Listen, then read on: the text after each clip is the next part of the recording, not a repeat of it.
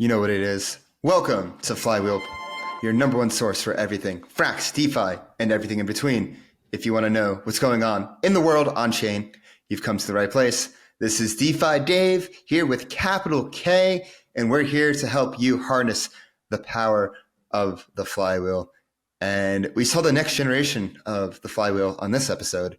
We had on Corey Caplan, founder of Dolomite, and he gets all into, and then some, his next generation lending primitive.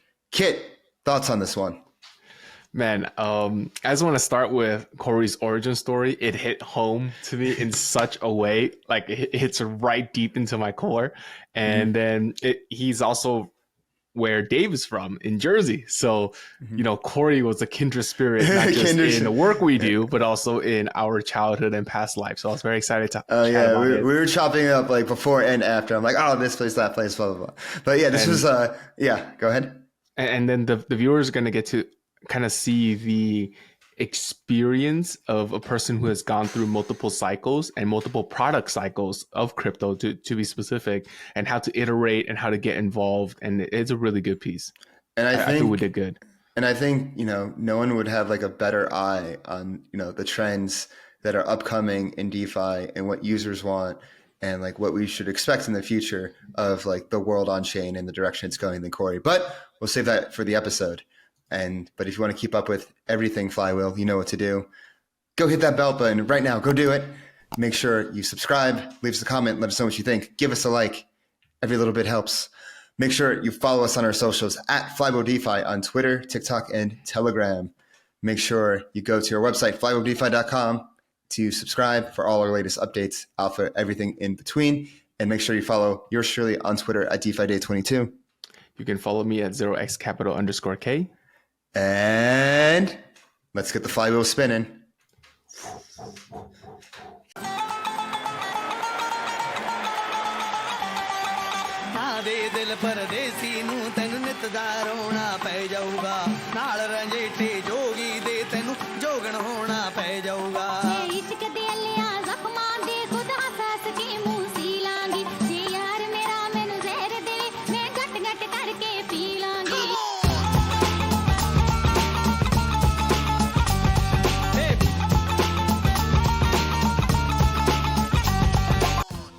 Do you hold ETH but don't know what to do with it? Want to earn those juicy liquid staking derivative yields but don't know where to start? Well, Frax ETH is there for you. Frax ETH is Frax's native LSD solution, allowing you to earn boosted yields in multiple ways on your ETH. If you want to get started, go to app.frax.finance and turn your ETH into Frax ETH today.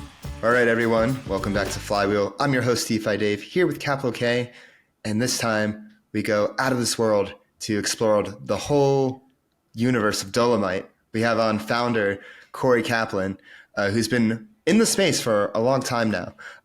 Listening to your previous interview, you were back in the Ether Dex days of 2017, 2018, seeing the wonders of DeFi before it was DeFi there, back when it was open finance. Isn't that correct? Yeah, that's correct. Yeah, and so Ether Delta, rest in peace. I think I still have funds that are like lost on there. 100%. For a greater good, for a better cause, for experimentation. So before we get to Dolomite, let's hear a little bit about your background. And it sounds like, those early days of on-chain activity influenced the development of Dolomite. So let's just start there. Yeah, absolutely. So my background and my entry into crypto both were very technical. I went to school at Lehigh for computer science and business. And at the time, I was really into game modding and hacking a game called MapleStory, created by Nexon. And I found myself like basically selling those game like mods and hacks online. Eventually, they caught wind of it and shut it down. And I was collecting money through PayPal. So the natural way to get paid after that was either Western Union or Bitcoin. And Bitcoin was way less of a hassle to go through and set up, considering I just got payment functionality shut down. So I hear about this thing that you can't shut down a payment network. And I'm like, cool, I'll just try this then. And I guess as they say, the rest is history. From that point forward, I found myself diving deeper and deeper into the trenches of the industry, seeing Ethereum rise and the concept of smart contracts, eventually DeFi. So it was a really natural progression. Yeah, you hear so many stories of this gaming crypto DeFi overlap, whether it was Minecraft, whether it was even Second Life with Linden dollars. That's probably the earliest one I heard of. But this idea, this like need and demand to exchange, gaming in currency for cryptocurrency, it's not a coincidence at all. Yeah, and I also think it speaks to the type of user as well too. The type who is just into gaming is always tech forward, right? And Corey, I myself am a huge Mapler. I was a beta user back in 2003, 2004 for the North American servers. I was playing since about 2005 or so. I may have or may have not bought one of your mods if that's the case. We could talk more about it after. Yeah, for sure. We're going down memory lane here. You love to see it. Yeah, it was a lot of fun. But that was back in 2015 or so. I had this natural inclination towards the tech, modding things, trying to find ways to break stuff. And actually that adversarial mindset carried over really well to smart contract development. There's not too many industries in general where you're like paid extremely well or recognized skill-wise to just be like totally on top of like and just being totally anal about something and trying to be a perfectionist. Usually like it slows things down. You're trying to really like stretch the efficiency of things to the point where you don't necessarily need to. But with smart contract development and the adversarial attacks that come from building an open source permissionless system, it was a natural crossover. I felt like a little kid in a candy store.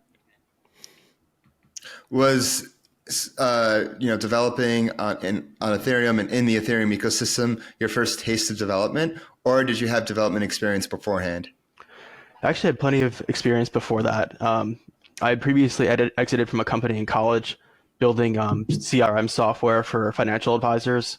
I sold it to AXA advisors, but now they're Equitable. So it was before that transition. So I had like a taste of building like enterprise grade software. Built all that from scratch, actually. My in with that was I had close friends at the company that were complaining about how tough their jobs were because they had no software for it.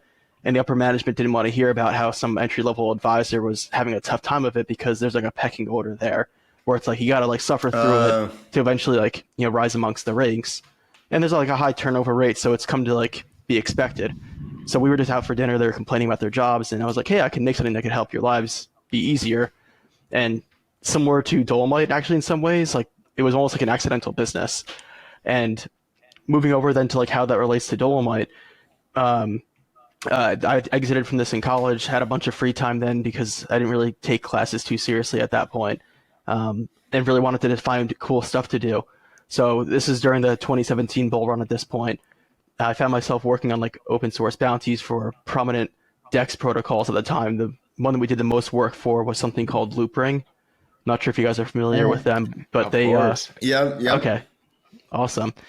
But yeah, at the time they were more like Uniswap in that they were trying to build an open exchange protocol. Eventually they transitioned to building the first zero knowledge proof application specific rollup, which is a mouthful to say. But but back then they were trying to build this generic thing, and they had a lot of work to be done because they were building everything from scratch. The scaffolding that exists nowadays with smart contract development that you can get up and running quickly just didn't exist back then.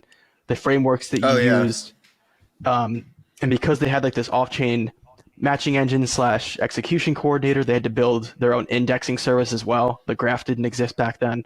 So there's like all these missing pieces to the prominent DeFi stack that you have today that they had this Herculean effort to have to build themselves. So that naturally they wanted to post some bounties for things that were like a little bit further down their timeline, stuff that wasn't too pressing immediately. And my co-founder and I, Adam, found ourselves working on server documentation for them for an Android app. Eventually they gave us closed source access to their matching engine, and we ended up refining that as well to work with the on-chain world. And we did all this work and didn't actually ask for anything in return from them because we knew that there was bounties involved, but we were just having a lot of fun with it. And the founder, Daniel Wing, said, do you want to give us a business plan instead? You can build a DEX on top of us, and then we'll just get rid of the entire like bounty reward sort of system that you guys were going towards anyway. So that's actually how we got started with the earliest version of Dolomite back then. Same product name, just very different product back then from what we have today. So it was before like 2018, 2019? Yeah, so we started building it technically late 2017, early 2018, and it went live, I want to say by late 2018 or so, and then We like took the beta moniker off around mid 2019 or so, towards the end of it. Super cool. Yeah, no, like Kit and I both got into crypto in 2017, so we know and recognize all these names really well. Class of 2017. Class of 2017. Let's We're go. still here. Few and far between. Sometimes it feels like, but we're out there, and like it's cool when you meet other people. Like, yeah, 2017. But with it's interesting how you got like that was kind of like the preseason. That was like practice. This bounty exploration with Loop Ring. You were just doing it for fun. And I like how you guys weren't expecting anything in return, because I feel like that not expecting anything in return, you somehow got a lot in return because you ended up starting Dolomite. Can you speak more on that mindset of just like doing things just to do things and not doing in a transactional manner? Yeah, absolutely. I think the biggest thing that's tough with our industry, especially if you join during a bull market brings in a lot of people, but I usually call them tourists, because they're coming in, they're trying to extract value from everything that's going on, because it feels like money's falling off of trees. I saw Loopring's market cap, just to speak about price for a moment, go from whatever its ICO price was, around like, I don't know, $30 million up to over $1 billion in fully diluted market capitalization. So when that happens, like, you just naturally get bombarded in Telegram messages by marketing agencies, PR stuff, people that are just trying to find ways left and right to extract value from your project by trying to provide some quote unquote service. And most times it's not even a real or legitimate service they're offering. So we saw these bounties up there, and we knew we had the capability to get started on them, maybe not necessarily finish them in a timely manner. We just wanted to go ahead and do it. So we went through this work first mindset of let's produce something and try to get their attention that way. And we'll see what basically goes or what happens from there. So eventually, like, the work that we did originally was private, like closed source, and then we open sourced it to them as it was coming along, because we didn't want to like have someone else potentially rip off our work while we were like in this like do good mindset scenario. But overall, like, this example extends really nicely to like one of our team members as well, Bobo. You guys are close with. He got started with us actually just working basically pro bono, but trying to find ways to help us out and put his best foot forward. We immediately recognized that do-good mindset of trying to take initiative while not necessarily looking for anything in return. Yeah, exactly. Yeah. And we wanted him on our team from that point forward, and it was a really easy, one of the easiest hires I've ever had to make. Yeah, I think, when it comes to recruiting people in crypto, whether it's for your DAO or your protocol, those people that are just doing things just to do things, whether, answering messages in the Telegram, adding stuff to the GitHub and like, advancing conversation additions there. Like those that are just doing things to doing things are so valuable. And they're even more valuable in a bear market, because it's like, you're not you're actually here for, you're here because you're contributing, curious, genuinely interested. Yeah, absolutely. Yeah, you just have to find a way to separate yourself from that signal to noise that commonly happens in crypto. Yeah, and it like, peaks, it comes and goes. But now going into Dolomite, well, we got into the inspiration into it, and you guys have been working on it since 2018, 2019. So let's like go over that evolution and like, how did you get to where it is today, where it's, on Arbitrum and, it is where it is now? So back then we built like this gigantic tech stack where it wasn't just smart contracts or front end. We also had like a fully functioning server and order matching engine and relayer system that we had to build for it. And what we noticed over time, especially as like 2020 started to roll around with DeFi summer, keep in mind, we watched this evolution happen of everyone loved tokens during the ICO boom, then everyone hated tokens again and they were useless, to everyone loves tokens again during 2020. But while it was happening, like, we were trying to just build this sustainable business because it was well known. If you build an exchange and people pay fees, you can make money from it. Very simple. But over time, we started to get outpaced by protocols that built their liquidity and like their entire system purely on chain. And then we also saw that, like, as DeFi summer blossomed, that the existence of like an on-chain ecosystem that DAOs could participate in and yield farming aggregators could be stood up, and all these new auxiliary DeFi services were created. We saw those happen like what felt like overnight. And our old version of Dolomite was completely incompatible with this because our liquidity resided off chain. We still use that order matching engine for it, even though everything that was traded was spot settled, it didn't matter because you need pure on-chain composability in order to really maximize your ecosystem's potential. So we saw good growth during that DeFi summer and late 2019 leading up to it. And we were a cash flow positive business. We did only a small fundraise in 2018, and in March of 2019, we only raised $500,000, which in the grand scheme of crypto to last this long, that's pretty unfathomable. And we didn't raise again until about March or April of this year. We announced a fundraise for $2.5 million. But between that 4-year gap, we didn't raise anything. It was purely from us trying to run and build a profitable company before that. But we saw where the tide was shifting regardless. By middle of 2021, we made a tough decision to spin down that version of Dolomite to build what we have today because we had learned so much about what happened in DeFi. We saw the frameworks that were put in place that allowed us to iterate much more quickly. And we saw that everyone wanted to really transact in a very pure on-chain world. What was it like? I mean, that first of all, I commend you to like recognize that you needed to pivot, and then going through with that pivot because it's quite dramatic and off from the original vision of Dolomite. What was the process like thinking about like, damn, everything's like on chain now, like we have to adjust? Like, was it an easy decision? Was it like back and forth? What was that process like? The process was very similar to like you're in like a losing trade and you're going to get liquidated. But like, when am I going to get hit with this? Yeah, very true. Okay. Like we had made good money from like our previous version once again, which bought us time. And we had to make a decision, like, do you want to just walk away from this or do you really want to double down on what we see here? Because, we had proven at least amongst each other that we could really build something of significance. And if we do it the right way, we can reach a much larger market and tap into some things that people weren't necessarily doing because we ourselves are, DeFi degens first and foremost.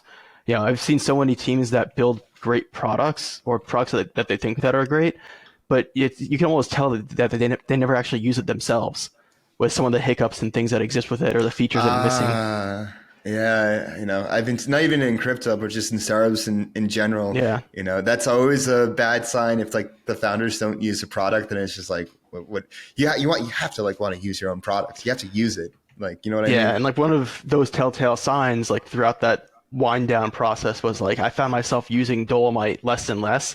And I'm like, this is a problem. Like we built this originally to fix our own issue, which, winding back the clocks once again, we got rugged on one too many centralized exchanges, and we wanted to build the solution that could fix that. And we didn't know it at the time that decentralized exchanges were the thing. Like we ended up like doing research into the industry, found the Loopring white paper, and that's how we got ourselves into it. But going back to our roots, it was all geared towards trying to fix that core problem of we don't want to use a centralized exchange because we don't trust them, except for Coinbase because we're US based. Got it. And so what is Dolomite today? Give us like the 1-2 sentence pitch and then go into detail about it. All right. So Dolomite is a next-gen lending platform or lending protocol. We're built on Arbitrum today. That's the only chain that we're deployed on. You can think of us at a surface level, very similar to Aave. You come to us, bring us your crypto, you can borrow against it. You can run looping strategies, leverage strategies, hedging strategies. If you want to just go borrow against your ETH stacks, you can go pay rent. You can do that as well. But diving deeper into what makes us different or next gen per se, we once again, because of our tenure in DeFi, we saw a lot of things emerge over time. And when you think about how Aave and Compound and the overall lending platform kingmakers were built, predominantly it was built in 2019 or so. And the iterations that came after that were in response to economic restrictions that need to be put in place in order to scale better. But overall, like when you think back to 2019, we didn't have the same DeFi ecosystem we have today. We didn't have staking, vesting, escrowing, crazy DeFi tokenomics, voting, yield farming, like everything that came along with it thereafter, and all the new stuff that we haven't even necessarily seen yet. And what people used to doing is if you want to go borrow against your stack on Aave or Compound, whatever rights or cool things that come along with your assets while they're on there, you can no longer do those things anymore. Adam and I, my co-founder, we call those DeFi native rights. So if you have a token that allows you to vote or stake and you put them onto Aave or elsewhere, you cannot do that thing anymore. We've seen some platforms that will like pool your assets and like they'll just claim the APR or whatever the yield might exist for you and like auto compound it or something like that. And that works for like some players and they might skim off the top. But when you get into like the weeds of like the like real DeFi degens or whales or family offices or some of those larger players that have mandates of how they participate with these protocols, they want to retain full control over their assets and how they transact with them. They don't want to necessarily see that when they deposit their ARB into a protocol, that protocol is now going to basically steal their delegated vote weight. They don't want to see things like that. So we built the platform to be able to commingle with the DeFi ecosystem of yesterday, today, and hopefully the one of tomorrow. I understand. Yeah, I was going to say, I think you guys are in a very unique position in that you got to see the past while also studying the present so that you're building a product for the future. So I feel it's very comprehensive. And I went through the docs. I've listened to some of your other interviews. And you mentioned one thing that I want you to elaborate on is that you allow the users to use all four corners of their dollar. Could you get into that a little bit? Yeah, absolutely. So this goes into what we call our virtual liquidity system. When you deposit your assets onto Dolomite, we give you what we call a Dolomite balance. And your Dolomite balance is very similar to like a centralized exchange funding account. When you deposit assets onto Coinbase, you can use those assets across all of Coinbase's services, whether it's advanced trade or on their portfolio page or other things that Coinbase might add in the future. And our Dolomite balance system works the same way. So you actually can reuse your assets or use your assets in multiple places. So in the case of like our pooling system, which is more of a proof of concept, you can deposit your assets into a Uniswap V2-like pool. And as soon as you put your assets in there, you are earning lending yield, of course, because the assets are on the platform. Any assets on the platform are eligible to be borrowed against. So you're getting lending yield. But then as soon as you put them into the pool, you're also earning swap fees at the same time.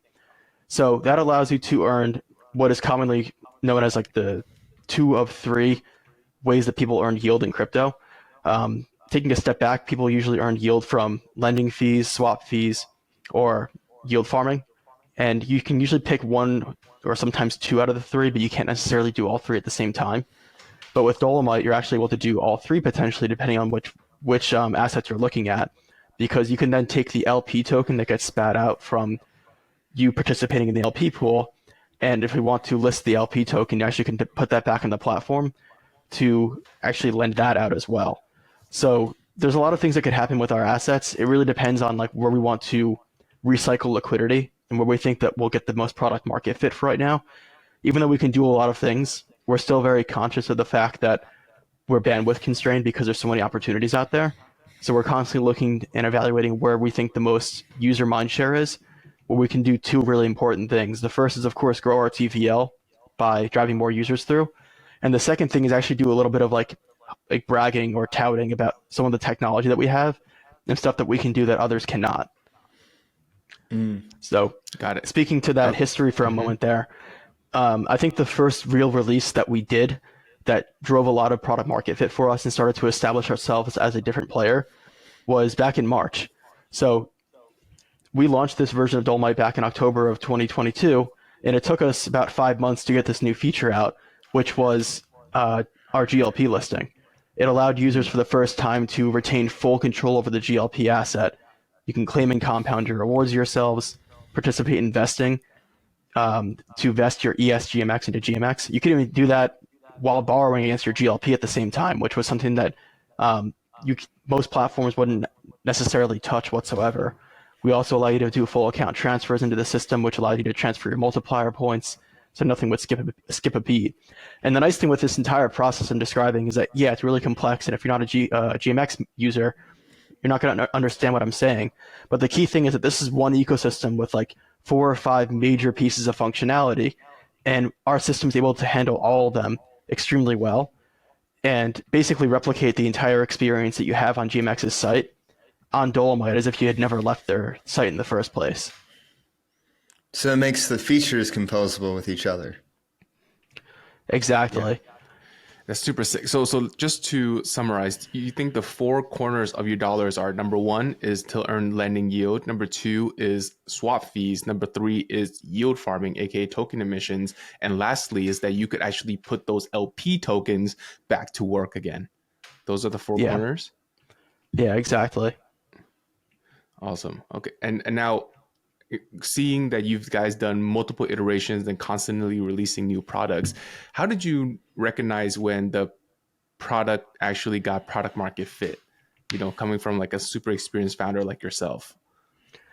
We never necessarily like flipped the switch and we're like, yes, we got product market fit. It was very like a gradual process for us because we constantly find ourselves in a state of denial of like, even though this thing came out, like we grew from it, we were still skeptical. We wanted to keep iterating and make sure we were heading down the right direction and really fulfilling a thesis. But when we did launch the GLP asset, we saw our TVL grow quite a bit. We saw more users actively using the platform.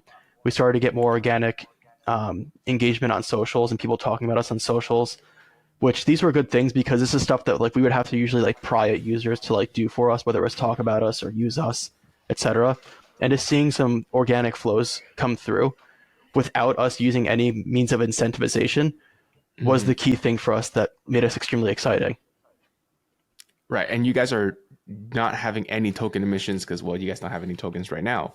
I guess that's kind of a perfect segue into the Arbitrum STIP, right? I've looked around on your guys' rewards page, and you guys have a pretty unique claiming model. Can you share a bit about that? Yeah, absolutely. So taking a step back for a moment, when we were looking to apply for the Arbitrum STIP program, it was a process of trying to figure out like what's the best way to maximize Dolomite's growth and use incentives for the first time while not putting our growth at odds with the interests of the Arbitrum DAO and overall like ARB token price holders. Because at the end of the day, like what they're concerned about is like they know they're going to be giving tokens away, and a lot of people are going to try basically dumping them, which will of course lower the price, make it less valuable, and they do it all in the name of growth. And usually that makes the yield farmers really happy. So in this situation, you have three key players to consider: Dolomite, Arbitrum DAO, and the yield farmer. So we were trying to devise a system that would allow us to align the interests of all three, while not necessarily having any one of them, hate each other for whatever decision it is that we make. So when we built our yield farming program for the Arbitrum STIP, what we wanted to do was allow us to still grow and keep that price action in check. So when you come to our platform and deposit assets in, we give you this asset called OARB. It stands for Options ARB. And it's very similar to like a bonding program or an option token that more prominent DeFi applications are starting to adopt. We're seeing options as a very viable means of incentivization that aligns yield farmers a bit more closely with the interests of the protocol that they're yield farming on. So when you come to our platform and you don't want to participate in yield farming or claiming OARB, that's fine. Like you'll have OARB allocated to you, but you don't have to actually go ahead and use it. And I think that part of our lesson with that was what we saw with GMX and their success. When they were doing their version of emissions, they used this ES token, which was an escrowed version of GMX. And the beautiful thing about it is that they were able to spit it out to users. And if you didn't necessarily care to participate in their vesting program for it, you can just keep it in your wallet and it does nothing for you. And meanwhile, the core group of GMX holders were completely unbothered by the fact that they're spitting out tokens that would never actually end up getting converted to GMX, and therefore the supply doesn't get diluted. So there's an interesting paradigm that happens there with it. And we wanted to take that concept to heart and use it quite a bit. So when you have this OARB token, you can vest it into Arbitrum, of course, and then therefore realize a profit from it. But the way that you do that is do this vesting process. And the vesting process is the real heart of the puzzle that allows us to keep these three actors as aligned with each other as possible. And the vesting process requires you to lock up the OARB for increments of 1 week up to 4 weeks. So you can do 1, 2, 3, or 4 weeks. And while it's locked up, you have to pair it with an equal amount of Arbitrum tokens. So that means that if you're holding 100 OARB and you want to vest for 4 weeks, you have to pair it with 100 ARB then. And if you don't have 100 ARB, you have to get it somehow. So you could buy it, you could borrow it, but at the end of the day, you have to have it somehow. And if you want to borrow it, that's going to ignite some more activity on chain, which means more sequencer fees for our Arbitrum, which is great. And it's also going to result in more activity for some of these financial primitives like Dolomite or elsewhere. Or let's say you buy the tokens, but you want to hedge your exposure during it, then you can go to GMX and you can go short the delta of the ARB tokens and hedge your exposure while it's going on. But at the end of the vesting period, you're able to then purchase the OARB tokens for a discount. And that discount depends also on how long you decide to vest for. So if you vest for 4 weeks, you can buy those tokens for a 20% discount to spot.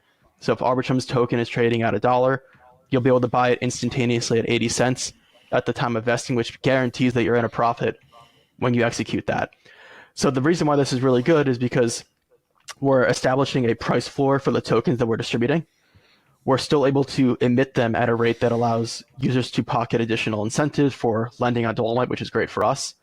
And the yield farmer is still making money, which allows them to be happy as well. So it was a good mechanism to align those three actors in such a way that we thought did a good job. And we did, we're starting to see others look to adopt our model as well, which was our own form of validation for it. Got it. And the pairing of OARB with ARB is just so that the selling pressure and buying pressure kind of like nets out. Yeah, exactly. It's very similar to like one of the points of criticism that we heard from it was all that you're doing necessarily is delaying the sell pressure, and that's definitely possible. But that's also what a lot of teams do naturally by introducing vesting for their tokens, so that they can't necessarily sell them all immediately. And the idea is if you can potentially stagger out these sales so it's not necessarily all coming at once, then you're allowing the market to potentially absorb more over time just through natural flows and volume that exists. Exactly. Yeah, no, that's super sick. As I was kind of going through the docs, I was just like, this is almost like the lending protocol vision realized, like having a native DEX into it so that you could use a lending protocol with a native DEX so that you could do everything you want to do, all the while earning yields and stuff. But then it kind of leads me to the concern of like, well, what happens when liquidation occurs and my dollar is being rehypothecated, like you just said, all four corners, all four ways? Could you walk us through how liquidation engine works? So the liquidation engine it does like a step-by-step process to liquidate something if need be, whenever something goes underwater. So naturally, like even though we can do all these really cool rehypothecation strategies, we still have to be cognizant of like the amplification that could happen as you rehypothecate, and we have to put proper economic restrictions in place accordingly. But that's part of the reason why Dolomite's special is that we do have a lot of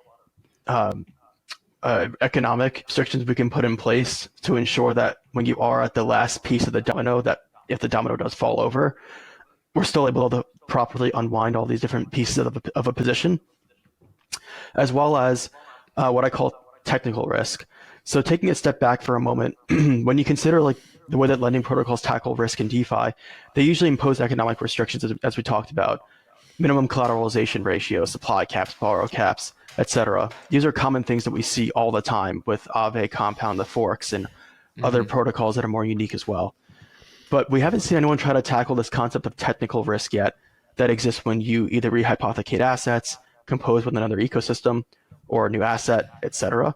And Dolomite is one of the first protocols, if not the first, to try to do this, which allows us to be like position ourselves as composability first.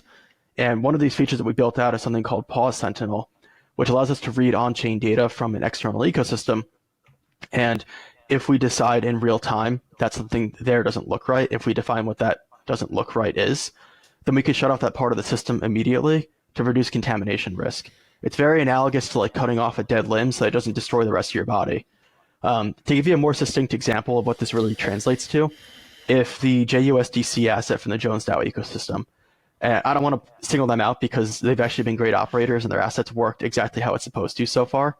But if, God forbid, it were to take on bad debt and they were to pause the system, Dolomite's Pause Sentinel would actually recognize this immediately, which would essentially close any window of opportunity that people would try to like fast exit through Dolomite by borrowing against their JUSDC or trying to pawn off a bad asset on top of us in order to drain whatever they could from that point thereafter. So there's systems like that we have in place at our disposal that we can use to make sure that any asset that we list or levels of rehypothecation that we add or ways that we compose with external ecosystems, we can actually impose these technical risk constraints to make sure that things get shut off immediately. And just to speak for a brief moment on where we got this idea from, was watching the Terra Luna collapse. There were so many things in their ecosystem that broke because everyone expected the price of UST to be $1, if not pretty close to it. And there were so many systems from that point forward that were getting exploited left and right because they took bad assumptions and they weren't necessarily reading on-chain data properly. So we take the approach that if we want to do an integration with something, if we want to read external data from a different source, we have to consider all possibilities of using it, not necessarily just the ones where everything works 99% of the time, because that 1% of times when something doesn't work is always when the worst possible things happen. When bad things happen. So it's like a reverse oracle. Instead of like reading off-chain data, putting it on-chain, it's reading on-chain data and, you know, taking off-chain and take action. Yeah, it actually can be looked at like that. Mm-hmm. Is that what you meant by technical risk? Is that you take on the risk of the mechanics of another protocol? Like, is that what you meant? Yeah, exactly. So like, you know, if Aave lists wrap staked ETH, like they're going to put the right collateralization ratios in place, but they don't necessarily have the handling mechanism in place, like in case wrap staked ETH just shits the bed. And like if that happens, like they're just going to like fall on a windfall of bad things happening. I'm not. Yeah. Oh, have you guys gone through a wave of liquidation yet? Yeah, we have. Yeah, we were live during the FTX collapse, which was a lot of fun to experience. Just because I say that 1 year ago, battle scars. Yeah. Anniversary. Happy anniversary, Corey. Since 2017 again. Again. But yeah. So we were live for that, and I get a message from one of our. He became our investor officially after that point, but I get a message from him saying like, "Hey, hope the system's running smoothly." And I'm like, "What?" And at that point, I have like my headphones on, listening to music, I'm coding, and I had no idea what was going on in the outside world for that brief moment. And I went and looked, and like, "Oh shit!" Like ETH's back at like $1,000, like quickly. Wow. So yeah, like thankfully everything worked extremely well, and we didn't even go through any growing pains with that. Like it all worked as it was supposed to, which was such a blessing. I think the time of most stress that we went through was during the Arbitrum airdrop, and that's mostly because like the chain itself was just unusable. Oh yeah, I remember that. You know, I remember for that airdrop, I specifically like set up alchemy nodes because I was like, oh, but then it was even still bad. It was still bad. Yeah. It was still bad. I went through. I coincidentally enough on that same day we were trying to deploy contracts for something. And we paid an absurd amount of gas for one, and for two, I think I went through like 4 or 5 different RPC providers to finally get one that would work. I think QuickNode was the one that finally saved the day for us, but like Alchemy wasn't working and Fura wasn't. I think Chainstack. Yeah, it's like insane. Some random diamond in the rough. Insane. So how do you like working in the Arbitrum ecosystem? I would say out of all the L2s, it probably has like one of the most flourishing DeFi ecosystems. And where do you see Arbitrum evolving from here, especially in this, you know, multi-chain landscape? Now you have, you know, specific L2s launching out with like Superchain or like zkEVM or even Arbitrum Orbit. So like, how do you think, you know, the world on chain on Arbitrum like reacts to like different chains launching? Well, just looking at like how Arbitrum became successful so far, they did a really good job of like removing tribalism that usually existed in ecosystems prior to them launching. And they did a really good job like making a very warm and welcoming environment for devs to build things and coexist with each other.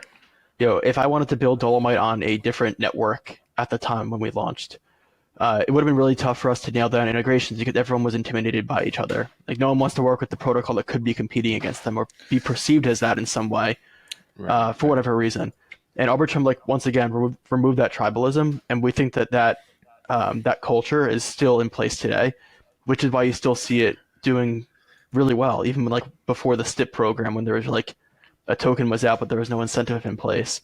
You still saw a lot of organic activity and organic traction because the teams like Dolomite that make up the chain at this point have started to take the reins with Arbitrum's growth and success and trying to find interesting ways to utilize the network that exists and grow it from where it is today to something larger and really utilize those network effects. So I think, looking to the future, Arbitrum continues to do well because you have these, powerhouse delegates that are really taking interesting initiatives to find ways to solve problems that help out the entire ecosystem. If you look back to like the STIP program, when Lido did not get incentives passed to them because of some forum post issues, yeah, some people like took the time to laugh at them because like, look at how big Lido was, but they didn't get incentives. But actually, there's a couple of Telegram groups that I was in with some of the larger delegates, and they weren't necessarily bothered by the fact that they weren't getting incentives, because ultimately, like, what they wanted to do was set up something special just for Lido, because they served like this core ecosystem function, because wrapped staked ETH is permeated across all of Arbitrum DeFi. So it's interesting to see like, public perception that you see on Twitter doesn't necessarily line up to the actual action that you'll see, where delegates want to, take initiative and actually do something. And that's what you see. It's like a lot of people that are just, they're executors, they're doers. If they don't like something, they're going to go ahead and try to fix it. Yeah, we saw this with Camelot posting about trying to get the initial ARB incentives passed along to them, which eventually paved the way for the STIP program to be created. And these are the things that we see happen that are really important, where it's not signaling, it's it's real action being taken. Got it. Okay, were you about to say something? No. Go ahead, bro. Oh, I was gonna say with the the STIP program. Do you have any plans for that for you guys? So predominantly, like, it's going to be used for the OARB. Oh, you said that. You said that earlier. Yeah, you said that. Oh, yeah. Sorry about that. But I know like some teams had like mixed programs where they're going to use like some ARB for some things and some for others. For us, it was just really simple. We're just using all of it for that and nothing else. We've actually seen like a few option like program outside of STIP. We've like heard of like different protocols like use the option route. But I guess like the trade-off with that, it's not as capital efficient as just like straight yield farming, but like at the end of the day, you get like less sell pressure per se. Yeah. And one of the nice things with it as well is like the capital that is earned from it has to go somewhere, like from private tokens. So like with the ETH that we're earning from it, we're just going to be redepositing it back into the protocol, and then we have an extra liquidity backstop and extra TVL from it. So that's like capital that's guaranteed to be in our ecosystem and stay there, which is really good for us and the greater Arbitrum ecosystem, where mercenary farmers would have potentially taken that to the next chain once incentives popped up elsewhere. And what's on your roadmap at Dolomite? Is it expanding your product suite? Is it going to new chains? Do you have any alpha? Before we get there, do you mind if I ask, like, if Corey could walk us through? What is Corey? What would you could you walk us through a user journey on Dolomite? Sure. So let's look at GLP as an example. One of the most popular yield farming assets that exists in the Arbitrum ecosystem, or LP assets. What people would commonly do is they're holding GLP in their wallet, and they go to GMX's site every single day, and they press the claim button in order to claim their ETH rewards. And then as traders lose money on GMX, the value of GLP also goes up, so they're doubly happy every single day. But what we commonly saw is that people wanted to find ways to amplify those yields. And throughout most of this past year, the yield for GLP has been pretty high, around 10, 15% or more. And what people would then want to do is find ways to amplify it. And what people would then do is they would bring the GLP over to Dolomite, they deposit it onto our balances page. They'd then go over to the borrow page and open a new borrow position with GLP. And they'll then borrow USDC against it and loop it into more GLP. And that's what people were doing originally. And some of our earlier users called it a click simulator, because the process of borrowing USDC, routing it into more GLP, deposit that, recollateralize your position, then borrow more USDC and do that process over and over again in order to achieve some target leverage was, it was annoying to put it lightly. So we released this feature called Zap, which allows you to one-click leverage, hedge, or otherwise swap assets from any position. And it's not necessarily just for repaying your loans. You actually could use it to, let's say you have $100 worth of GLP deposited. You could immediately borrow $400 worth of USDC and route it into GLP. But normally you wouldn't be able to do that, obviously, because you'd be under collateralized. But because this is all done in a flash loan context, and flash loans on Dolomite are free, you're able to do this Ooh. really, really Oh. efficiently. So borrowing assets, going back and forth, all these things become a lot easier. So let's say now it's Arbitrum season and you are a Camelot token holder or Grail. You can bring that asset over to Dolomite and you can borrow USDC against it, and in order to leverage up and increase your exposure to it if you want to. All these things are very easy from our borrow page using that Zap feature. I've also seen a couple of much larger players that run sophisticated hedging strategies actually run delta neutral GLP or even delta neutral PT GLP in order to That's the cancel out the Pendle, price right? exposure. Yeah, exactly. The Pendle asset that offers fixed rate yield on GLP. They'll run delta neutral strategies with it where they try to cancel out the price movement of the GLP asset while still capturing the yield from it. So there's a lot of sophistication that we see with the platform so far in terms of how Hmm. people use it. When we look back to like August of this year, when we saw that major price correction that happened across the board, Hmm. most Hmm. lending platforms lost 25 to 50% or more of their TVL on Arbitrum. Dolomite lost about 10% or so at its peak and then started to rebound pretty Wow. quickly. And the main reason for that is because most of the usage of our platform up until that point was not necessarily leverage driven, or if it was, it wasn't very price sensitive. People were truly running long term strategies with the platform because the efficiencies that we Ooh. are able to enable allows people to run really long term yield farming strategies with minimal intervention required. The long-term lending protocol, the long-term leverage primitive, Dolomite. Yeah. Could you walk me through exactly the mechanics of how, like leg by leg, how do you hedge away the PTGLP risk? So if you're holding the PTGLP asset and you've already opened your position with it, and so you Hmm. have it deposited as collateral, predominantly what you want to use is the ideal target weights of GLP in order to hedge it. So you'll borrow, the ETH, WBTC, Link, and if you care as well about the Uni, like those component pieces of it, you borrow that. And I And think you the most borrow that efficient on way at that point, Dolomite. yeah, you borrow those on Dolomite, but then you can actually use Zap to zap those into either more GLP if you want, more PTGLP, or if you want to run a more conservative mechanism for it, actually into more USDC. So you can actually hold USDC in the position as well. The idea is if you're holding $100 worth of PTGLP at that time, and ETH and WBTC predominantly make up about 50% of the weight, you want to be borrowing about $50 worth of ETH and WBTC, and then holding $150 worth of either GLP or GLP USDC mix. So the idea is that those two things essentially equal each other. And so dollar wise, as things move around, they're canceling each other out quite nicely. Wow, got it. That's It, super it convenient, and works, you could do this with one click. yeah, you can. And it works, that strategy in Sick. general worked extremely well. Um, while prices are not crazy volatile, like things can move 20, 30% or more when it's still okay. It starts to get a little bit wonky once it moves more than that, and you might have to rebalance it. But the It's thing kind of is, a though, is that funny. most people Yeah, were, go ahead.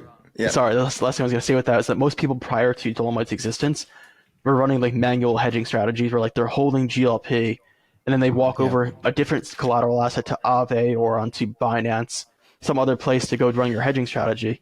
But then as things go out of sync, you have to actually transfer assets back and forth, or else you Yeah. get blown out from from a liquidation from one way or the other. Yeah. So what we found was appealing to like some of those quants that exist at family offices that were running GLP based strategies. They immediately understood the value proposition for Dolomite and were able to start running things themselves, even if like their family office that they worked for didn't want to use Dolomite yet because it wasn't mature enough and didn't prove out its security yet. It's Got it. funny. It's like, it's usually fine when it's non-volatile periods, 20-30%. You say that in TradFi, they would shit their pants. But in crypto, like 20-30%, we don't flinch. Yeah. It's a Tuesday. Yeah, I Yeah. was gonna say that's just a Tuesday afternoon for us. Yeah, it's just a Tuesday. Yeah. And I guess I got a last question is like these strategies, I feel like the more complicated the strategy, the more liquidity you need to kind of offset that complexity a bit. Like, have you seen like issues with the limited liquidity and things like that? I mean, generally no, just because the strategies scale really nicely, It's not like there's just like some particular capital requirement needed in order to start to realize some gain from these. Because all the fees that you incur generally are percentage driven, it doesn't necessarily matter if you're running the strategy with $100 or $1,000,000. You would probably hit more constraints if you're running the strategy with too large of a position size, because then you start to run into like larger slippage issues that can exist on chain if you are a very pure on chain user for running these kinds of strategies. So yeah, I Oh, think I like see. there's a threshold going up and not necessarily down. The liquidity is pulled across, not just within your guys' native decks. Yeah, I actually should mention for a moment Ah, this like okay, the got Zap it. feature that we have and like the flash loans that we offer. So Dolomite as a protocol is able to not just compose around like other assets we want to list, but also other protocols we want to offer like liquidity for trading or for zapping as we call it in this case. So when you want to zap your ETH to USDC, or if you're like that Grail holder we mentioned earlier and you wanted to swap more USDC to Grail, we actually built a meta aggregator for it. And behind the scenes, we run that trade for USDC to Grail or that zap you want to do to hedge your GLP. We run it through the meta aggregator, and we'll pick for you the best aggregator output that we found, and we'll offer the swap for you that way. So like Odos or Paraswap or others, Got it. it'll pick the best swap aggregator for you, and then run it through Got it. there, redeposit the assets then immediately, and then you're rocking and rolling. All right. I have a question. There's obviously a lot going on here. So I'm very curious about oracles. How do you guys utilize them? How important they are to your system, and like what risks are associated with those oracles? Do you have multiple oracles? Do you use Chainlink? How do you guys view oracles and utilize oracles? I feel like this is like such a layup question because we always like end up shilling Chainlink a lot after this. Yeah, But we know. you know I mean, we heard it before, but like it goes with the flow of the conversation. yeah. But we look at oracles like they're on a hierarchy. We always put Chainlink up at the top because of their proven execution, how well they operate. It's best in class without a question. And with that, like we are part of the Chainlink build program, so we do have access to their Uh, engineers for adding new price feeds if we want. But I'll actually get to like our participation in build later. It's actually interesting for our roadmap later on. So predominantly we'll use Chainlink for everything.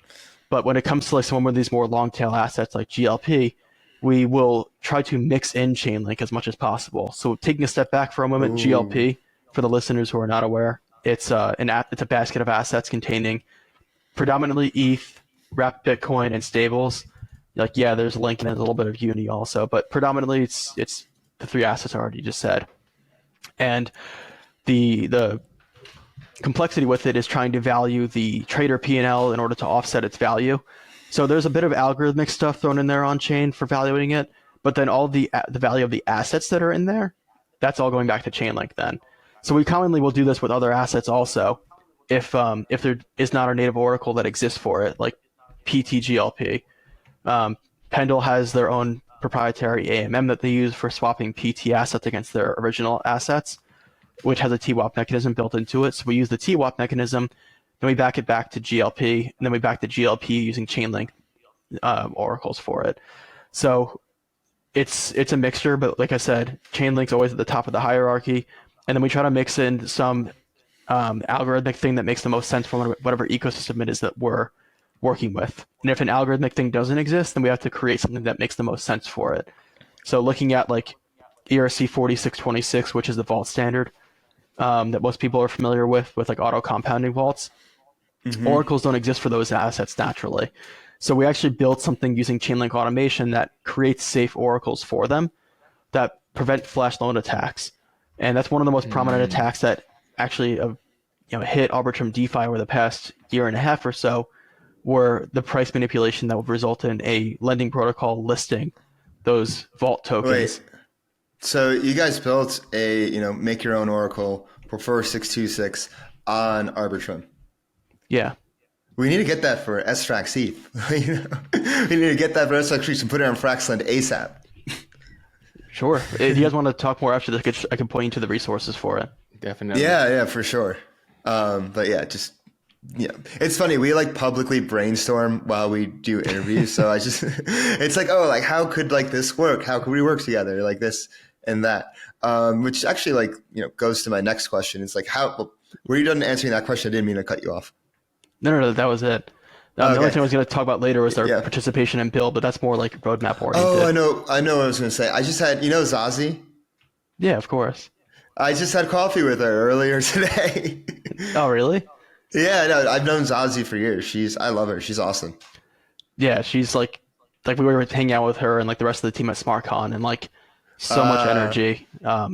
She like really embodies like some of the best of our industry, in my opinion, in terms of like the pure like energy and like effort that she brings to like everything that she does. Especially I know. I couldn't agree with you more. She's like, such a staple, such an institution. Zazie, we love you. You're appreciated. Like you got. If you're listening. If you're listening. Yes, we're clipping this later. She's always listening. Oh, she's gonna love this. Yeah, but oh wait, how was SmartCon? SmartCon was amazing. So like I usually go to like the Ethereum conferences, and then like SmartCon. Sometimes I'll like throw in like another like odd mix here or there. Mm-hmm. And SmartCon's like progressively becoming like one of my favorite conferences overall, because it feels like a very nice like tight-knit group. Whereas like the Ethereum conferences, like you usually see the same people, but sometimes like depending like which events you like decide to go to, like it's not necessarily a cohesive experience. SmartCon is much more cohesive than that, but it's also the perfect amount of time. Like the ETH conferences like feel good, being like a full week in duration. SmartCon is like half the duration of that because it is a smaller ecosystem, of course, than broader ETH. So it makes sense that way. But I wish that they could find a way to also stretch it out. But I also understand why it's shorter. It's a weird catch-22. Yeah, I went to SmartCon back in New York last year. It was a very well done event. I was quite impressed. Yeah, however good you thought the event was in New York, it was, in my opinion, an order of magnitude better in Barcelona this year. Oh, what? It was an order of magnitude better. And I don't say that lightly. Yeah. Just the level of like detail they brought to the event, like the actual conference itself, the hacker house they had there. There was always something to do that was going on that felt like Chainlink unified, as compared to like trying to find something to do necessarily. And they like understood that like because a lot of people would be there, like some events would be like oversubscribed, so there was always like a fallback thing going on. There's an overflow event. Yeah. So it was just very well done overall. And like everyone that was there were builders for the most part and people that took the industry extremely seriously, which might just be a sign of going to a conference during a bear market. But ETH Denver was like much more packed than I had expected, honestly. Yeah, it was a lot, and the venue was there was a new venue, and it was just a lot, and it's just like it smelled huge. It's like literally a rodeo in there. Yeah, like crypto's already a rodeo. It's the Wild West. It was literally the Wild West in there. Yeah, but what was I was going to ask next was have you had any conversations with Frax at all, and like are there any ways to like incorporate Frax in the Dolomite next gen lending system? Yeah, there definitely is. I mean, a lot of the assets that you guys have in the Frax ecosystem could be integrated into ours in order to offer leverage, looping, hedging strategies for people to take advantage of. Yeah. So I think that there could be a good place in there for that. I mean, even just like for the stablecoin as well, for people that have a diversity of assets they might want to borrow. Like we saw like during the USDC DPEG event that MIM was a great asset to hold because it didn't DPEG as harshly and also rebounded much more quickly than other stables. So like having diversity there also is really important for people to get access to during tough times like that. I'm just thinking about like, once FXBs come out and you have the yield curve on chain, like what crazy things you can do in Dolomite. Kid, I know you're getting ideas. Yeah, no, I'm actually more interested in like Dolomite's build platform. How you guys are turning just to like, I mean, I guess this parlays perfectly into the roadmap question. Okay. How you guys are going to become more than just, your guys' own native platform. Could you talk about that? Yeah, absolutely. I mean, taking a step back for a moment, we are part of the Chainlink Build program, which plays heavily into our future roadmap. So we see Dolomite right now as this platform that's able to tap into like DeFi native rights and give them back to users, which is an awesome narrative, and we love it. It's also part of like what I would consider our shorter term roadmap. So generally, like all of our roadmap items could be like seen as a fork in the road. We have these short term items where like you might see like a trending asset or something that people are talking a lot about on crypto Twitter, and we'll want to integrate it so that people can start utilizing it. GLP is a great example of that. The PT assets, GMXV2 is something that we're working on right now. These are all very trendy things because they drive attention and they also drive TVL. They're great. But the other part of our roadmap, which I didn't even talk about at all yet, really, is this concept of us turning into like more of a DeFi prime brokerage over time and not just seen as a lending protocol. So when you consider like the overall DeFi user experience that exists right now, if you have a loan on Aave and you go out for dinner with your family and you're close to getting liquidated, like you're screwed. Like you're out to dinner. What are you going to do about it? Especially if your assets are on a hard gear wallet.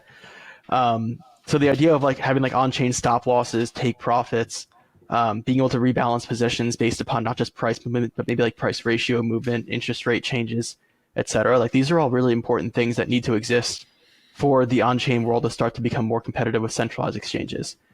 People back in the day were praising FTX for its cross-margin collateral system because you could borrow so many different things on there, and they had like all these different advanced order types like TWAPs and VWAPs.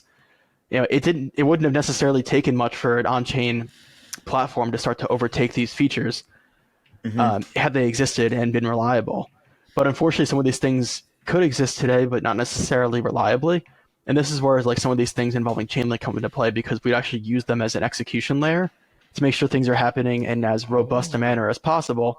And the decision making that happens with it is also as fair as possible. Because things like take profit are very simple because they're really just limit orders at the end of the day. But when it comes to stop orders, there's a lot of nuance to it with how they could happen. Like, do you want it to execute up until a certain point, and at that point, like, if the price just keeps tanking, forget about it? Do you want to execute the order no matter what? Do you want the price to stay below a certain price point for a certain amount of time before it executes instead of like if it just wicks down there, do you want to execute it? Like there's so many things that could happen there with that. And those are the kind of things that usually lead to like potentially a lot of user blowback because like this platform sucks. It didn't work correctly. Using Chainlink for something like that is the credibly neutral thing to do where at least if something bad happens, like it's all according to the rules and people can't necessarily claim a conspiracy theory that Corey and the other people that work at Dolomite wanted to go liquidate you in order to extract value from you.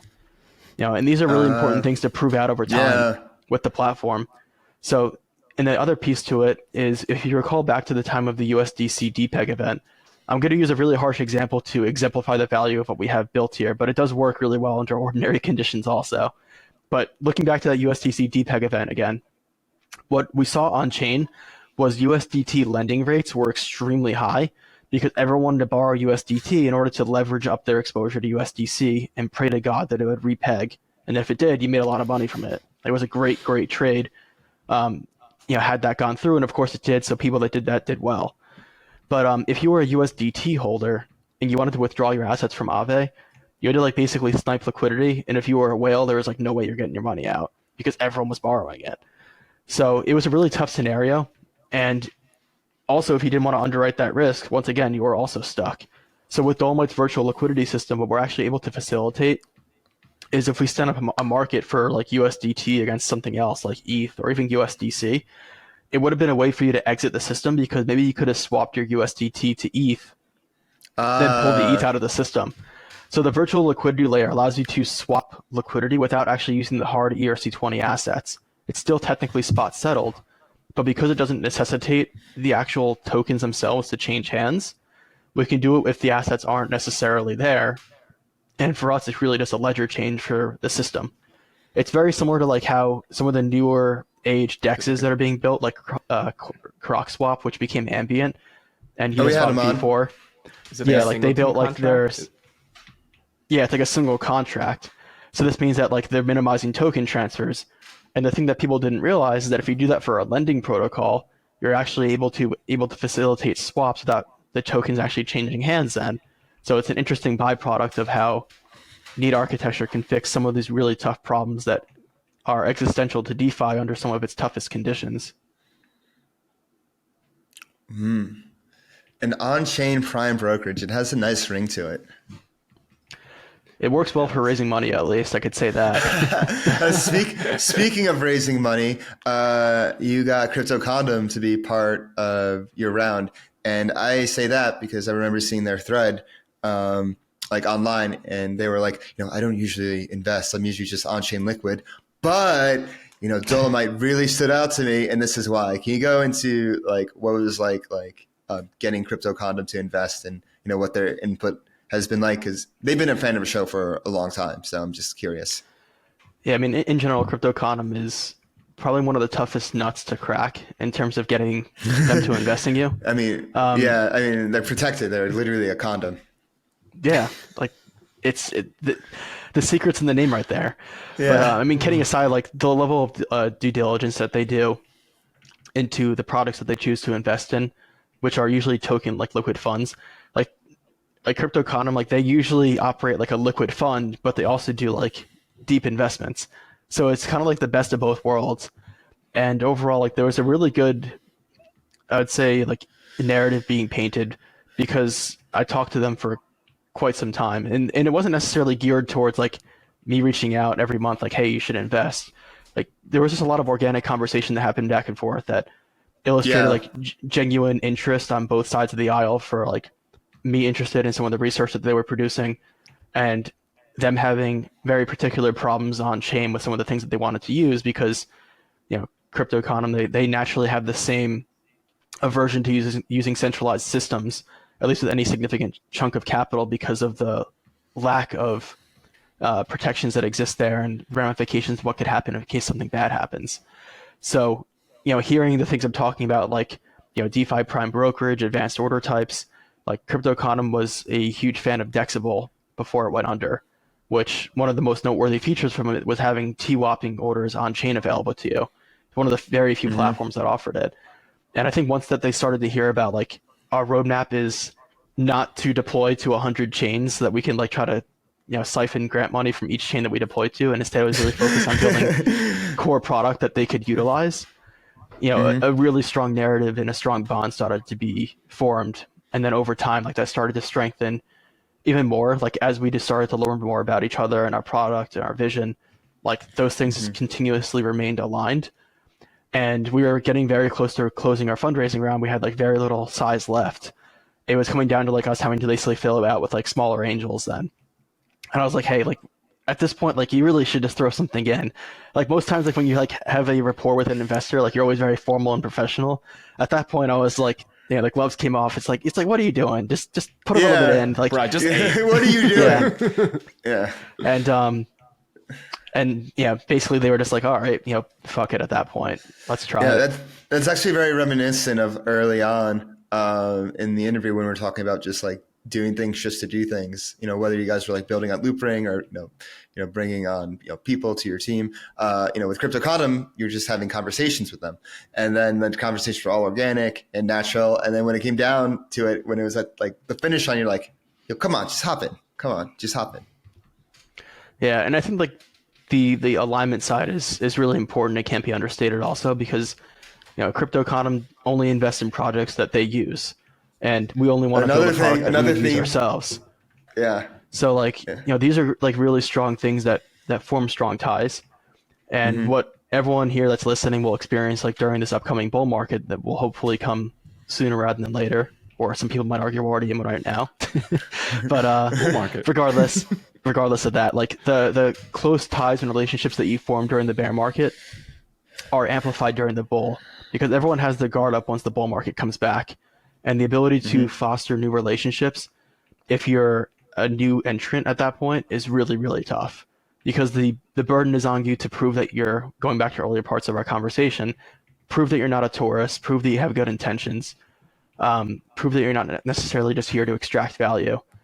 And, once you have that proven and you have like your core group of people that from the bear market, that's the people that you like ride the bull through basically. New people will come and go, but they're usually pretty consistent then. Like you guys are obviously extremely close with each other, having been class of 2017. And you probably sit here and say like, this bear market's nothing like 2017 or 2019. It's so much easier. We we're not going to zero. Yeah. It's non-zero. That's what I always call it. There's a non-zero. We're going to non-zero. Yeah. 2019 was like, wow, it's over. It's like literally over. Yeah. This one it was We're like going to zero. there's like like activity on chain and like it's The worst that you heard like this bear market is like crypto's dead. I never heard that it's going to zero this time. Yeah. Whereas like last time it was like this shit's going to zero. Yeah, exactly. That's my whole philosophy. It was like non-zero. And Non-zero. also to speak to that, a good thing these decentralized finance, David and I have video evidence that we've been here throughout the bear building and talking to everybody. Literally since it started, like Luna. Literally since that. That's really funny actually, because like I didn't realize that how much of an archive like not just my Twitter account but the Dolomite Twitter account had become also. And one of the researchers from Castle Cap made a Twitter thread like a month or two ago going through the history of Dolomite. And there was stuff that like I forgot about. I'm like, where'd this person find it? And like, oh, they're just literally quote tweeting us and like throwing that into a long thread. So it was like really cool to see our history unraveled like that. It was really, really fun to read through that. I'm like my own trip through memory lane. I'm like, I lived it, but I already had forgotten about some of these things. And then someone going back and finding it like, oh wow, memory lane, like you said. Yeah, so it's nice to see someone using Twitter as a time machine, not just for finding like old racist tweets from someone, but instead use it for something, more positive. Oh, that was like beginning of 2022. That whole fiascos and everyone was just delete. Well, anyways, moving on. Like DeFi trends that you see upcoming. What are some things you see on the horizon? And I also want to ask, like, since you're in the build program, are there any other build projects that we should keep an eye on? So I'll work backwards on that. So build projects that you should keep an eye on. I think like the DeFi projects on there like could be pretty interesting. I haven't actually been like too close with them so far, just because like we've been so like steady building on our own lane. One of the ones that I've actually had some interactions with were Space and Time, which is not DeFi, but they're building a really interesting infrastructure for proof of SQL, which would allow you to basically what's it called? Space and Time. Space and Time, got it. Yeah, so Chainlink is actually working closely with them, not just like by virtue of the build program, but I think they're actually going to be utilizing some of their technology for some interesting Chainlink product shipments later on. But some of the features they offer with it are like some of the things that are missing from the overall DeFi tech stack in terms of being able to like prove compute on chain. Because at the end of the day, like proving compute usually means you have to like do some complex calculation, like a hash, or you have to prove that something exists in the off-chain world, like something in a database that doesn't exist on chain. So the idea of having proof of SQL on hand to be able to prove those things is something really interesting, and it solves a pretty core problem that I think we'll see become more prominent later on. But another thing then is Blueberry Protocol. Not to be confused with the Blueberries from GMX. They are building a Blueberry Protocol. They started off, I think, as more of a yield aggregator or a vault platform that transitioned over time to offering real-world asset yields in a very pure DeFi context. So similar to Ondo, but they're doing it in, I would say, like a more like pure or to DeFi way in terms of like permissionlessness, as well as like making everything like more composable with the rest of the on-chain world. They're on Ethereum mainnet right now, and they've had some pretty strong product market fit from what I recall so far. But I haven't checked in with them in the past month and a half or so, 2 months. Yeah, it's funny. It's something that Zazie talks about with me today was Blueberry. And so like, it's like, oh, number two, I guess we should keep an eye on Blueberry, and Space and Time sounds really cool too. Especially since Chainlink is going to be integrating them. But what trends do you see upcoming this cycle in DeFi that we should look out for? So I'll talk about it more from a building perspective, and maybe it can get translated then to more of a DeFi degen power user. But we're seeing more networks get stood up, and they're no longer necessarily just a proof of concept state. Last bull market, it was all about like the layer one rotation game of new layer ones being stood up, and at that point, like the ecosystems being built on them were also very early on.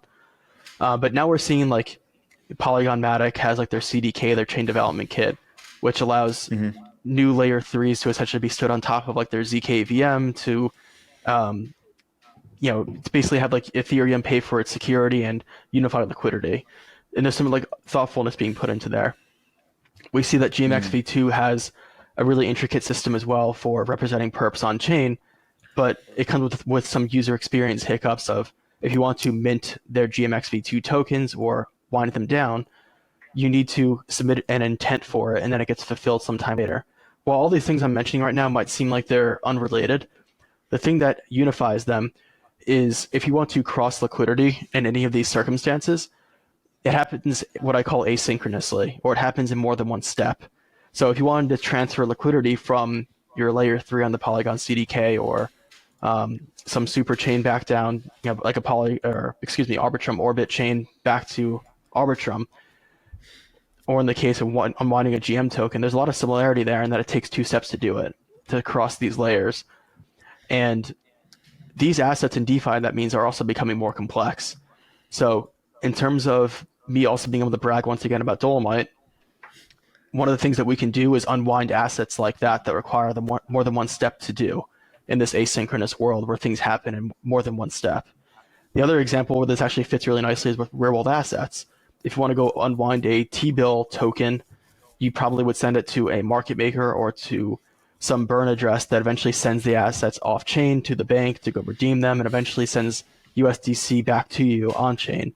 These kind of situations where assets take more than one step to resolve is extremely complex to handle, and DeFi out of the box is not meant to handle it because smart contracts are meant to be atomic. They're meant to work immediately, where you can do flash loans and other really cool things like that to settle transactions atomically. But systems have a tough time handling really complex situations like that.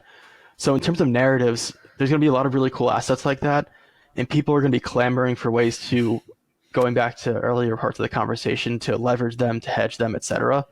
And most money market platforms won't be able to integrate with them because of that complexity.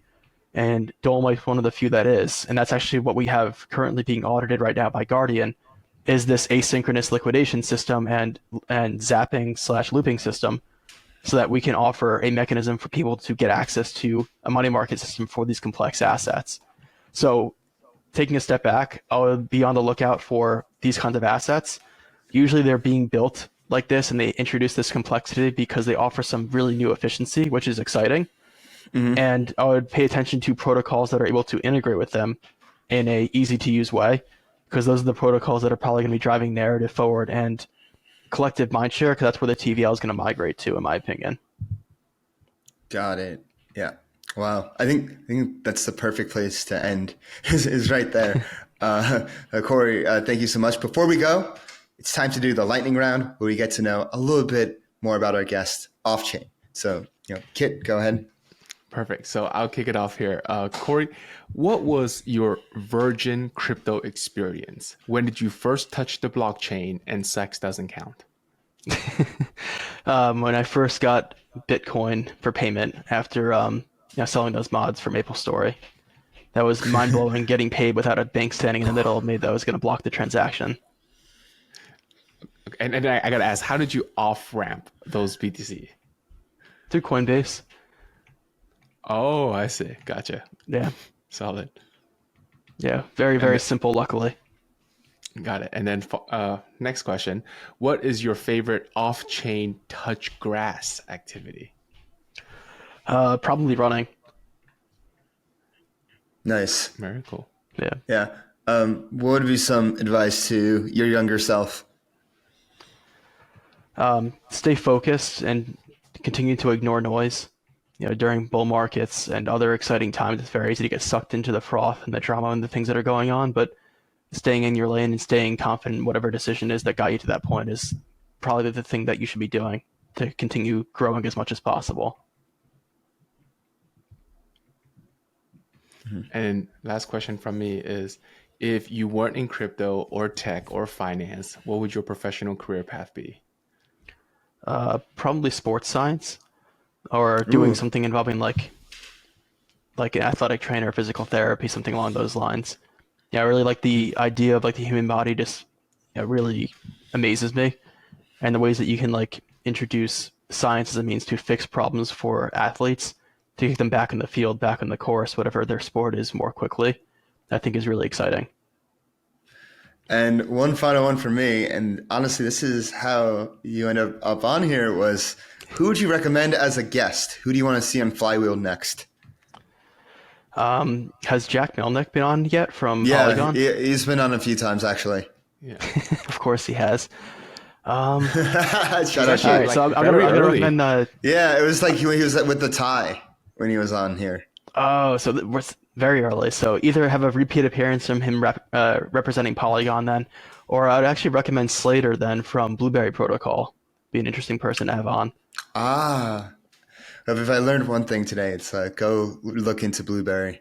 Right. Slater. Okay, got it. All right, and I think that wraps it up for us. Before we go, also, could you drop your socials and where people can find yourself and Dolomite? Yeah, absolutely. My Twitter handle is at Corey Caplan 3. You can find Dolomite at Dolomite_IO. Website's Dolomite.io. And from there, all of our socials are on there, like our Discord, Medium. If you couldn't find our Twitter's on there as well. All the ways you can contact us. And there you have it, folks. Dolomite, thank you so much, and we hope to see you soon. Thanks, guys. Well, that was a great interview with Corey Kaplan from Dolomite. What did you guys take away from it? Dolomite. Sorry, I just wanted to do that. Dolomite. I just wanted to do that the whole podcast, but I restrained myself. Nice. What were the big things that you guys took away from it? How powerful, like two things. One, how novel, like what they built actually is, how they, adapted their protocol to like basically pivot and then evolve in a completely different direction. They're like cockroaches. They're just like around. And then like they fucking made their way through the last bear market, sustainably. Cause like they said they were earning revenue, they were earning fees. When they saw the writing on the wall, they're just like, okay, we got to adjust. And then they went from being, I would say, like behind in the pack with their DEX to now being in front of the pack with their, next gen lending platform. Yeah, for me, like I think the coolest part is when he alluded it to similar to being in a bad trade. It's like, yeah. It made a lot of sense because then if you have a startup and you're kind of building the wrong thing, like do you either go on full tilt or do you pivot? Right. Mm-hmm. That's kind of like the two-way out. And I'm glad that they did pivot because what they're building, I assuming if they get more liquidity and the money market actually becomes more usable with size, I think it'll be a really awesome platform. I took a look at it yesterday and I may be interested.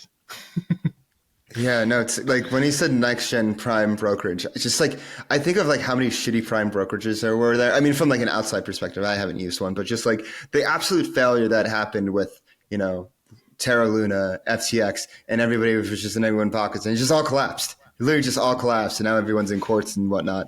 But now if you have like an on-chain prime brokerage, that's a huge undertaking and a huge value proposition. And just to have that all in an on-chain manner transparent, like I can't get over that. Yeah. How about you, Sam? What was exciting for you?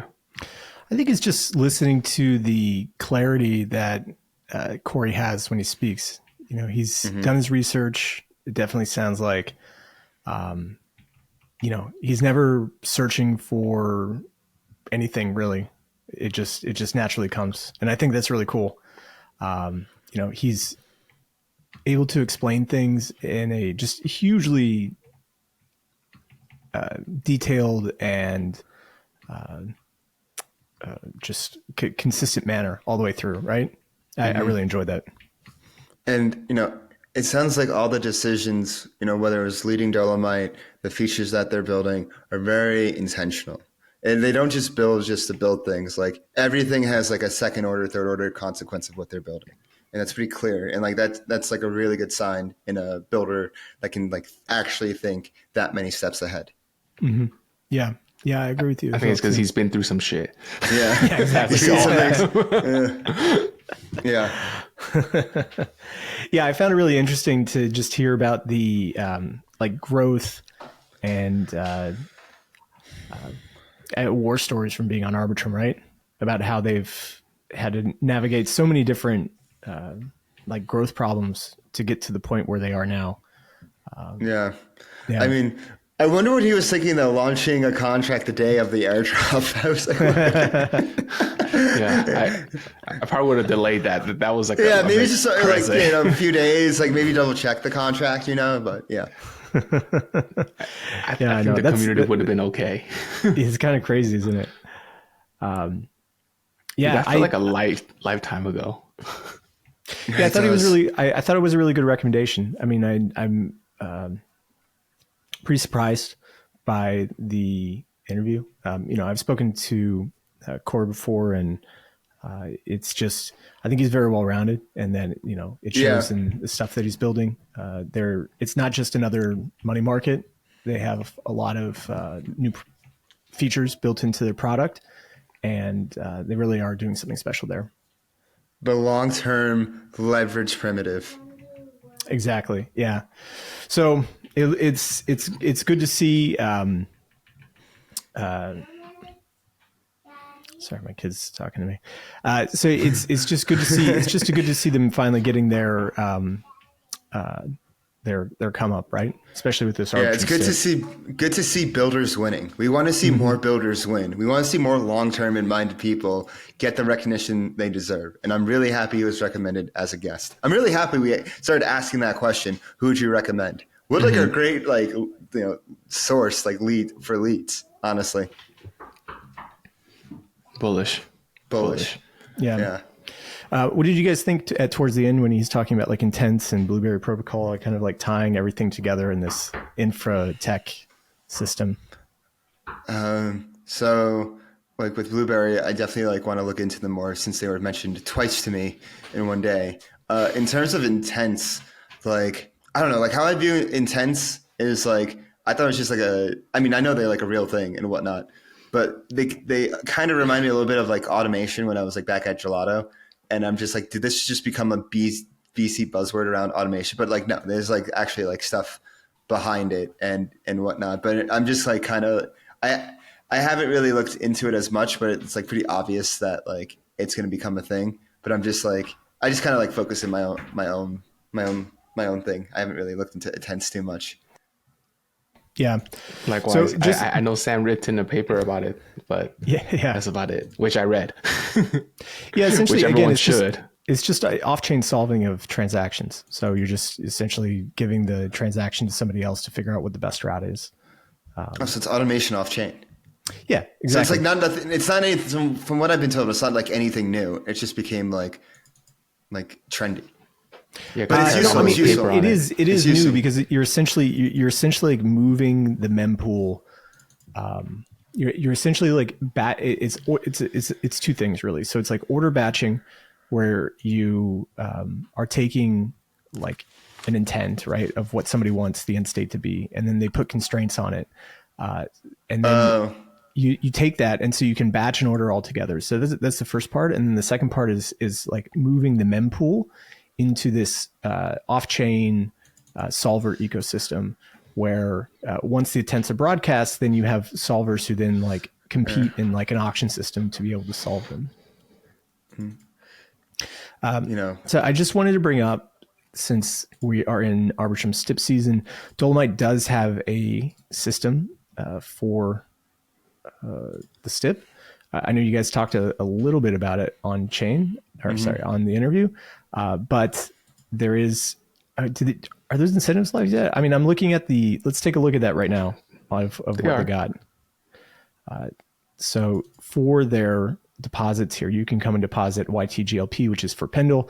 They've got 45% APR yield rewards for that right now. USDC at 45%, MEM, pretty nice. So maybe the system has kicked in already.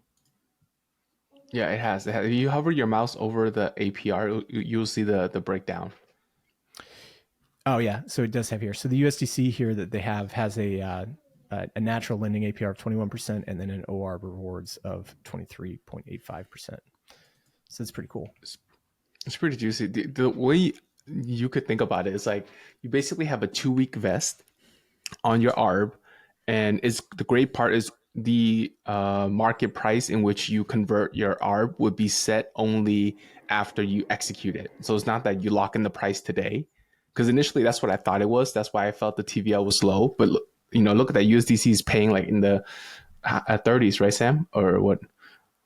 What it was showing right there, just like vanilla USDC single-sided LP. You're muted, Sam.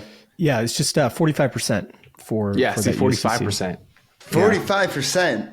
Yeah, so like it's vanilla. So I think it's pretty awesome if people, I mean, again, not financial advice. I am extremely biased. Go and take a look at yourself. But yeah, do your own research. Opportunities there. Yeah, and if you want to keep track of all the opportunities and all the alpha, not financial advice, you know what to do. You hit that bell button, you subscribe, leave us a comment, let us know what you think, you give us a like. Make sure you follow us on all our socials at Flywheel DeFi on Twitter, Telegram, TikTok, you know what it is. Make sure you go to our website, flywheeldefi.com. Go subscribe right now for all the latest alpha, insights, updates, Frax, DeFi, everything in between. And make sure you follow yours truly on Twitter at DeFiDave22. Follow me at 0xcapital_K. And I'm at traders_insight. And we'll see you next week. Peace. Give us the balloons. Full send. Everything said on this episode is not financial or tax advice. This channel is strictly for educational purposes and is not an investment advice or solicitation to buy or sell any assets or to make any financial decisions. This video is not tax advice whatsoever. Please talk to your accountant and do your own research.